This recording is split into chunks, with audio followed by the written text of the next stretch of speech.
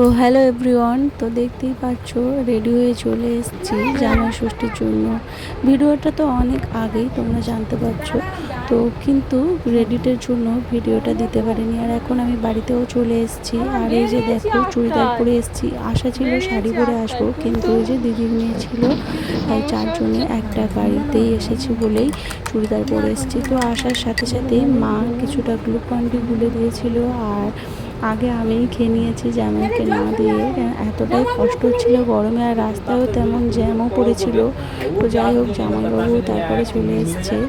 তো আমরা আসার পরে এসছে, যদিও তো তোমরা জানো, ভিডিওতে দেখেইছো আগে যে দিদির বাড়ি কাছাকাছি, তাই ওরা আমরা আসার পরেই কিন্তু আসে। আগের দিন তো আসার নামগন্ধ থাকবেই না, যেহেতু আমরা এত দূর থেকে আগের দিনও আসিনি, কেননা আগের দিন আমার ননদ নন্দাইরা এসেছিলো। তো আমরা ওখানেই সন্ধ্যাবেলায় কাটিয়ে আমরা সকালবেলা এখানে এসেছি। আর এই যে দেখো, সকালবেলায় আমাদের নিয়ম থাকে ফল মিষ্টি এইগুলোকে দিয়ে ফোঁটা দিয়ে আশীর্বাদ পর্ব শেষ হয়ে যায়। জামাই ষষ্ঠীর মেন এটাই থাকে। আর একটা আমাদের এই নিয়ম আছে, নিয়মটা হলে দেখতেই পেলে আমার জামাইবাবু পকেট দিয়ে কিছু একটা বের করছিল, তো সেই নিয়মটাই বলবো। আর তোমাদের ওই নিয়মটা আছে কি না অবশ্যই কিন্তু কমেন্টে জানাবে।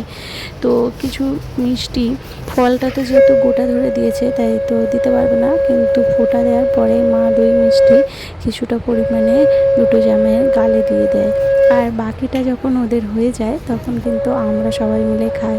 চলো, এই নিয়মটা অনেকের নেই, অনেকের আছে, তাই আমি বললাম। এই যে দেখো, জামাইরা কিছু টাকা দিয়ে প্রণাম নেয়, তো তারপরেই কিন্তু আবার শাশুড়ি মাকে ওই ডাবল টাকা দিয়ে তারপর জামাইদেরকে ফিরিয়ে দিতে হয়। তো আমরা যখন ফিরে আসি তখন মা দিয়ে দেয়, যেহেতু জামাইরা নিতে চায় না, তো সেই জন্য সেটা আমাদেরও হাতে পড়ে যায়, আর টাকাটা তখন আমাদেরই হয়ে যায়। তো যাই হোক, তারপরেই জামাইরা মিষ্টি ফল আর এবার এগুলো খাবে। এবার দিদি তার জন্য ফলগুলো কাটতে বসে গেছিলো, তারপরেই আমরা একসাথে সব ফল খেয়ে নিয়েছি। যেহেতু ভিডিওটা তাড়াহুড়োতে রান্নাবান্নার দিকে চলে গেছে বলে আমি খুব বেশি শ্যুট করতে পারিনি, যতটুকু পেরেছি কিছুটা দিদি আর মা দুজনে মিলেই রান্নাটা করেছে। মা এদিকে ড্রেস চেঞ্জ করে রান্নাতে বসে পড়েছে, আর আমাদের বাড়িটা পুরো রান্নাঘরটা দেখো পুরো পুকুরের পাশে। আর এরকম গমগমে আগুনে উনানে একদিকে মাছ আর একদিকে মাংস হচ্ছে। আজকের আমাদের দেশি মুরগির ঝোল হয়েছে, আর এদিকে ভাজাভাজিগুলো রেডি হয়ে গেছে। তো যখন থালা সাজাবো তোমরা দেখতেই পারবে। আর এদিকে ডাল, মুগ ডাল দিয়ে মাছের মাথা, যেটা আমার খুবই ভালো লাগে। আর এদিকে পটল চিংড়ি হয়েছে, মাছের ঝাল হয়েছে, আর হয়েছে দেশি মুরগির ঝোল। আর এই যে আমি থালাটাও সাজিয়ে নিয়েছি। অনেকে কি হয় বাটিগুলো দিয়ে দিয়ে সাজিয়ে দিতে হয়, কিন্তু ওই যে টাইম চলে যাবে, আর তাই আর কি সাজিয়ে গুছিয়ে ফটো তোলা হয়নি। ওদেরকে ভাজা দিয়ে ধরে দেওয়ার পরেই তারপর মা এক এক করে বাটিগুলো দিয়ে দিয়েছে, তো সেই জন্য আর খেতে খেতে কেমন একটা দেখতে লাগে বলে ফটো ক্লিপ নেওয়া হয়নি। তো দুদিনে ধরেই আমি ভিডিওটা শ্যুট করেছি, অল্প অল্প ক্লিপ দেখতেই পাচ্ছ, ভিডিওটাও অনেক ছোট। তো বিকালে স্প্রাইট খাওয়ার পরে আমরা একটু সবাই মিলে বন্ধুরা মিলে পাড়ার বন্ধুরা মিলে একটু বেরিয়েছিলাম। আর ওই যে মন্দিরটা দেখতে পারলে আমাদের একটু বাড়ি থেকে অনেকটা দূরে একটা খাল ছিল, তো ওর ধারেই সবাই এখন ঘুরতে বেরিয়েছি। আর আমরা দেখো, আপাতত আমাদের আরও অনেক বড় গ্যাং আছে, কিন্তু 4জন মোটে হয়েছে আপাতত সঙ্গী, আরও অনেক রয়েছে। সবাইকে কাছে পেলে আরও খুব ভালো লাগতো। তো রাতের বেলায় দিদি যা হচ্ছে কি আমের পায়েস আর দিয়েছিল ময়দার চালের পায়েস, সেটা খেয়ে নিয়েই পরের দিন সকালেই কিন্তু এটা ভিডিও, আমি দুদিন যেহেতু ওখানে ছিলাম তাই দুদিন মিলিয়ে একটা ভিডিওতে দিয়েছি। আর এই যে পরের দিন সকালে মা চাউমিন বানাবে। আমি বিয়ের আগে না খুব চাউমিন, এই নুডলস এগুলো খুব খেতে পছন্দ করতাম, তাই যখন আসি মা কিছুটা চেষ্টা করে এগুলোকে দিয়ে দিতে, এই টিফিনগুলো খেতে। তো যাই হোক, আমি সেই জন্য মাকে একটু কেটে দিয়েছি, আলুটা কেটে দিয়েছি, আর এবারে লঙ্কাগুলোও কেটে দিচ্ছি।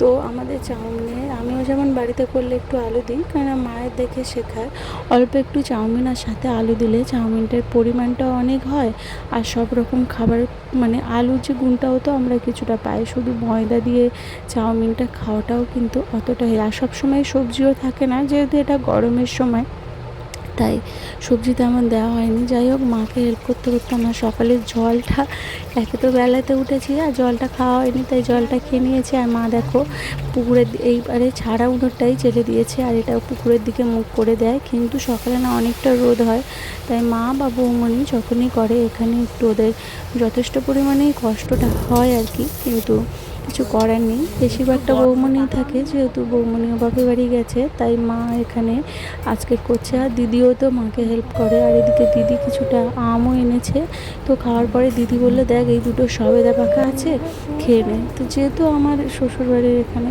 সবেদাটা তেমন পাওয়া যায় না, তাই ওই বাড়িতে ওখানে যখন সবেদা হয় তখন যদি কেউ পেরে আনে বাড়িতে, তো তখন আমাকে বের করে দেয়, সে মা বলো আর দিদি বলো। আর আমার মেয়ে তো সবেদা একদমই মুখে দেয় না, বাট হাজব্যান্ড পছন্দ করে, তো ও এখন নেই, তাই আমি ওর সাথে বসে বসে খাচ্ছি। আর একা একা দেখো মেয়েকে বলছি খাবে না, আর ফোনের দিকে তাকাবে না বলে চোখটা বন্ধ করেছিল, তারপরে উঠে চলে গেছে। আর এই যে দেখো আজকের ওরা স্নানটা ওদেরকে সেরে নিয়ে, আর আমার মেয়ের দেখো পাগলামিটা দেখো। আর এই পারে দেখো ওই যে একটা সুবর্ণগতি দেখা যাচ্ছে, আমার মেয়ে তো দেখে বলছে এটাকেই তোমরা কুমির বলে চালাও, তাই না? তো আগে যখন বলতাম ওটা কুমির, ও ভয় পেত, এখন জেনে গেছে যে ওটা কুমির না। তো যাই হোক, ওগুলো এখন দেশে থেকে প্রায় বিলুপ্ত। আর আজকে দেখো মাটন হয়েছে, তো বেশি কিছু ভিডিও ক্লিপ নিতে পারেনি। তো আজকে দুপুরে মাটন কষা খেয়ে তারপরে বিকালে একটু তরমুজ খেয়ে, আর আমরা তারপর দেখো ফাইনালি বাড়িতে চলেই এসেছি। আর দেখো বেশি কিছু, ওই যে বললাম, কিছু কিছু সুন্দর মুহূর্তগুলোকে সবসময় ক্যামেরা দিয়ে ধরে থাকলে সুন্দর মুহূর্ত উপভোগ করা যায় না।